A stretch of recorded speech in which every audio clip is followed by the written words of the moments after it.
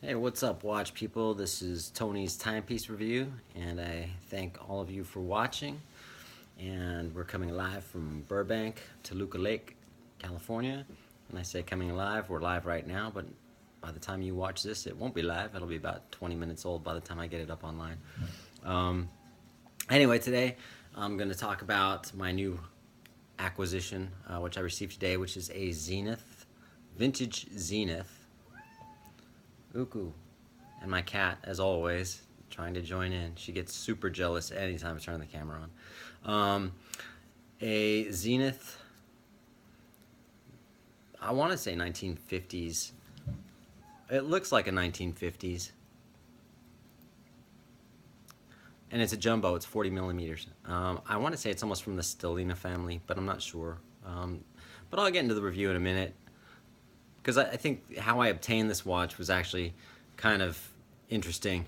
It's an interesting story. So, for those of you that know me, first what am I wearing today? I'm wearing my Carl F. Bucherer Petravi Power Reserve. This watch is getting just a ton of wrist time. I love this watch, 38 millimeters, and it's awesome. So I love this watch. Been wearing it a lot, and so anyway, the story of how I obtained this watch, anyone who knows me, personally especially, is I'm a watch fanatic, geek, whatever. I'm not a watch snob so much. I just, I've got everything from Swatch to, Rolex, and then some. So it doesn't really matter. I just like watches. And I've always said that it's always more important to me that if a watch has history, if they're a manufacturer,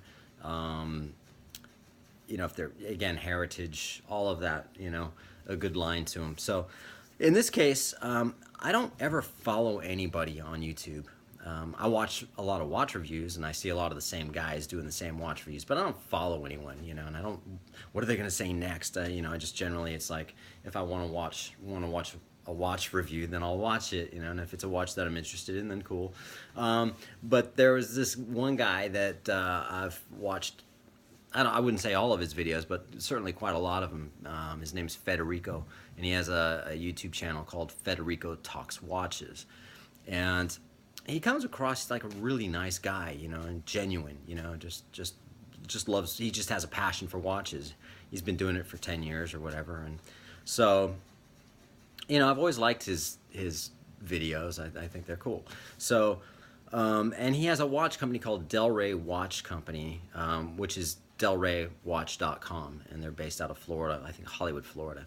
I've never looked at delraywatch.com just simply because I have certain places where I buy my watches, and at the last time when I watched one of his videos, I just pretty much purchased the Carl F. Bucherer, and was spending a lot of money on watches. So I didn't really necessarily want to get into anything else, but I've been looking at I'm looking at some other Rolexes and things like that. But either way, it's one of those things. So I thought, well, I'd had a few drinks. I'm like, I'm gonna check out delraywatch.com. So I did. I checked it out, but I'm not gonna buy anything. Not interested in buying anything. I just want to look, see what he's got. So I clicked on it and one of the first watches I saw was this Zenith, vintage Zenith, and I went, oh shit. And I love vintage watches. Don't have a huge vintage collection, but I have Omega, Piaget, and a couple others, I think. But I thought it was a really nice looking watch, and I love Zenith. I have a passion or a connection with Zenith because I think so many years ago I had a Zenith El Primero, and the El Primero, is a watch, a movement that they make. They also make a watch called the El Primero, but it's based off of the movement, the El Primero movement, that they're not only a manufacturer, but they made movements for other brands as well, including, I think, Rolex way back in the day.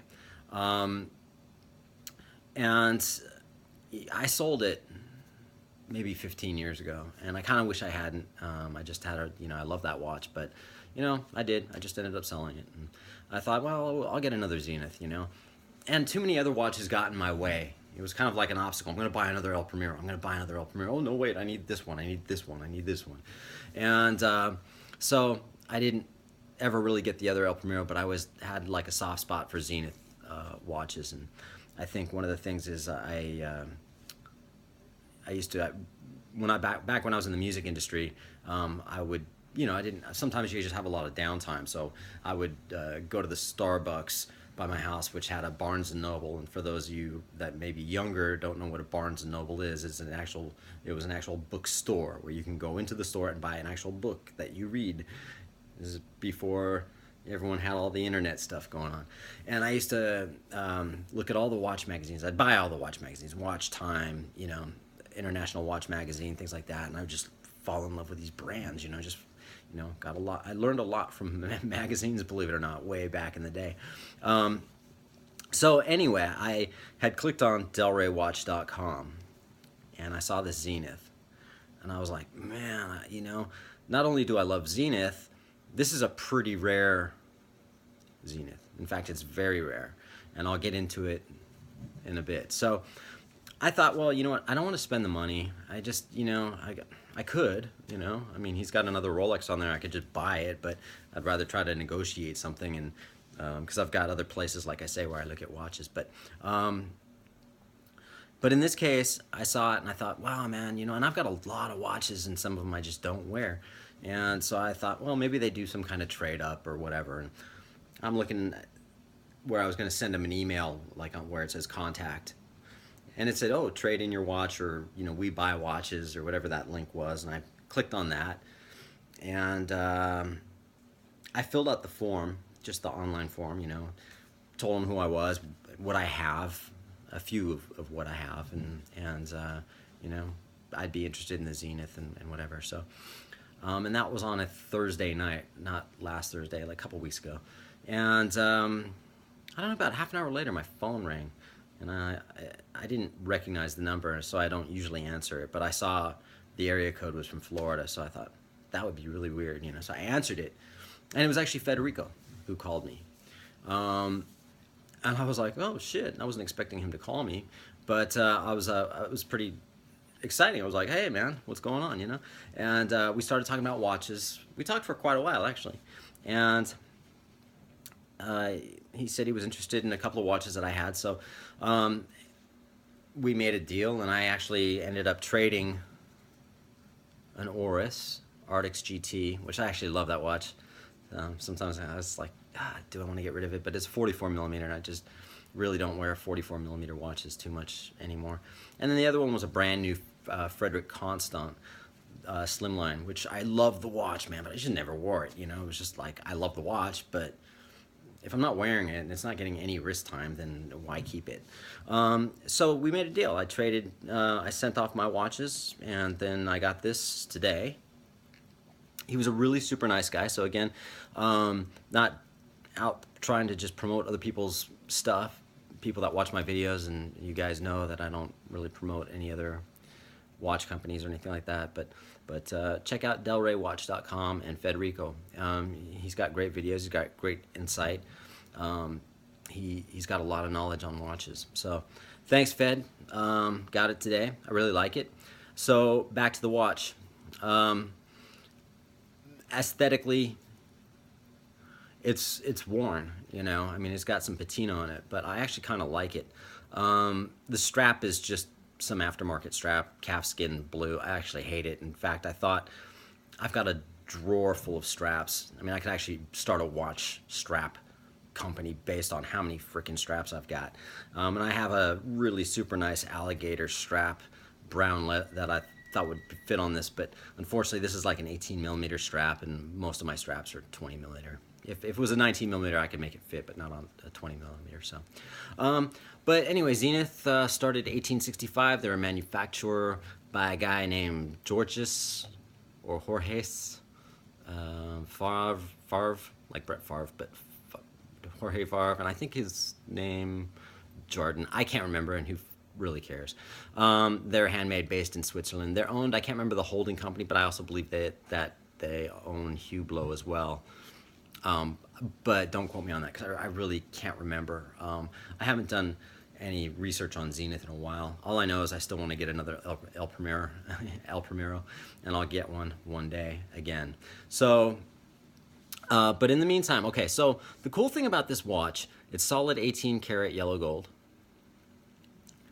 And it's, you know, acrylic crystal, manual wind. It's already wound all the way. If I try to wind it anymore, I don't want to break the mainspring. And again, in the 50s, you know, I mean, smaller watches like 34 millimeter, you know. And the only reason why I'm saying it's 1950s, I don't think in the 60s, just by looking at it and some of the other vintage watches I have, I just don't see this being a 60s. And if it is, it would be very early or late 50s, very early 60s. And it's called a jumbo. And again, I think it could be from the Stellina line, but again, I'm not sure. They also have a Calatrava, much like the Patek Philippe has a Calatrava. I'm going to put this on the wrist so you can see. Okay, so also real quick, and you know, again, my videos don't ever show the real clarity of the watch, but it's got a subdial at the 6 o'clock position with the small seconds hands. So let me put this on so you can see I've got about a 6.5 inch wrist, and most of my vintage watches are all very small. This again being 40 millimeter, it is much more wearable for someone like me. I don't wear my Omegas and things like that just because they're too small. I still love them, but this at 40 millimeters is awesome. You know, so it's a comfortable watch. Of course, I'm going to change the strap ASAP. You know, this is just killing me, this strap, which is no big deal. I didn't buy the watch for the strap. I bought the watch for the watch. Straps can be changed, but it's actually a beautiful piece. You know, it's subtle. It's classy, because I'm a classy guy. You know, so sorry about that. But anyway, you know, I don't really have a whole lot else to say about it other than, you know, I mean, it's 18 karat yellow gold, manual wind, acrylic crystal, silver dial, stick index stick markers, which I don't think they're solid gold. They kind of have a different kind of patina to them. So other than that, I just wanted to show it to you. Again, I don't wear too many vintage watches. I usually just keep them in my collection. This might get some wrist time. It'll definitely get wrist time, but I don't know how much, you know. But I love it. I think it's awesome.